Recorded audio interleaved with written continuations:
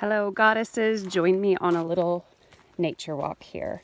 I am camping and I wanted to bring this plant to your attention because I am seeing it in bloom all around me. Do you recognize this plant? With its beautiful magenta, pinky purple flowers that are tall. Look at this. It's as tall as me. Don't mind shoddy camera work as I try to fight the mosquitoes while I do this. So this beautiful flowering plant, which is about 5'8", same height as me right now, is called fireweed. And you're going to see it at, it's the end of July. And so this plant loves to bloom around this time. And you'll see that it attracts many pollinating little buzzing insects because it has it's a fantastic source of nectar inside of those beautiful little flowers. And in fact, if you pick one, you pluck one and you munch on it, you'll see what I mean. It tastes very sweet. It reminds me of how we used to munch on the little yellow flowers from the Carigana and get into the middle where the nectar was and suck that. The taste reminds me of that.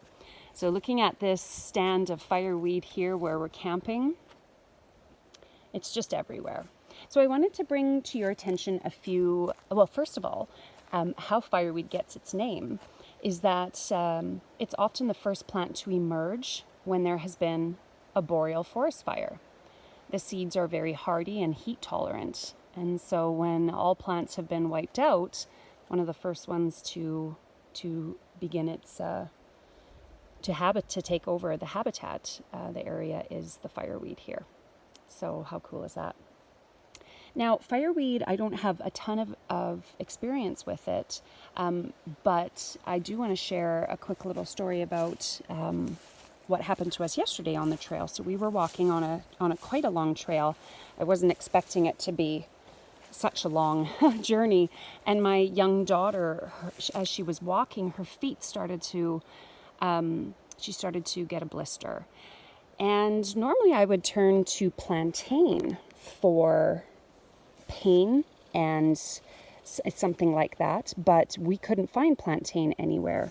And so all I could see around us was fireweed, and I thought, what the hell, let's give it a shot. So what we did was we plucked a couple of the blossoms, and I said to my daughter, I'm not sure if this is going to help you, but we're going to try. So I took a couple of flowers, chewed them up, and did a spit poultice.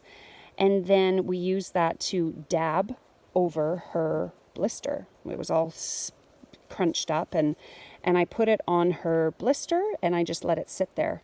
And she was really crying. She was in a lot of pain. And after about 10 seconds or so, she stopped crying. And I said to her, Sage, did that help you? And she said, yes, Mama, it doesn't hurt anymore. Thank you.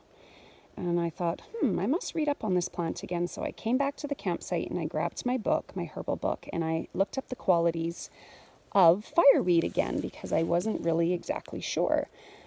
And lo and behold, one of its main gifts that it gives to us is that it is an anti-inflammatory.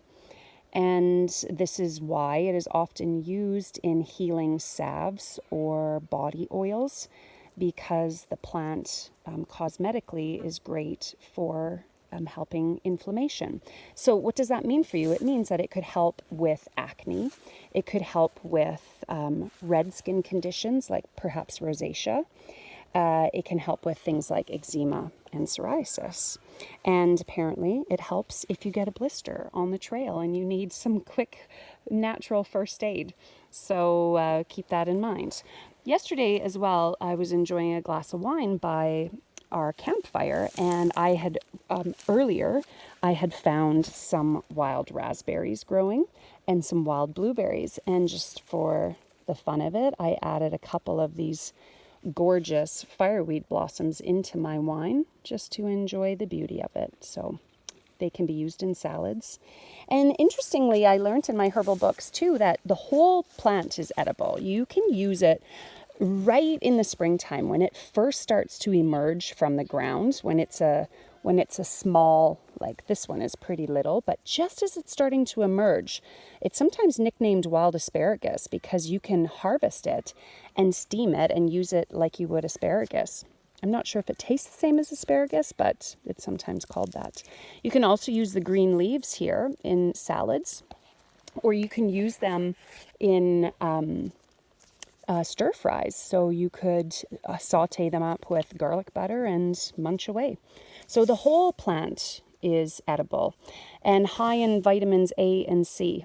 Apparently First Nations people used them for stomach ailments as a mild laxative, to help with intestinal worms or things like that. And I have a Russian friend named Oksana. Hi, Oksana, if you're watching this.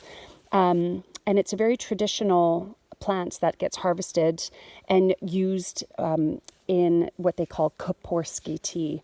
And so they will take the leaves and they will roll them up and ferment them and dry them and then use them all winter long in tea. And it's a fantastic tea for your health and for aiding stomach ailments. And I'm sure she would say many other things. So those were the main things that I wanted to bring to your attention about the lovely fireweed. All right. So blessings to you all until I meet you next time. Bye-bye.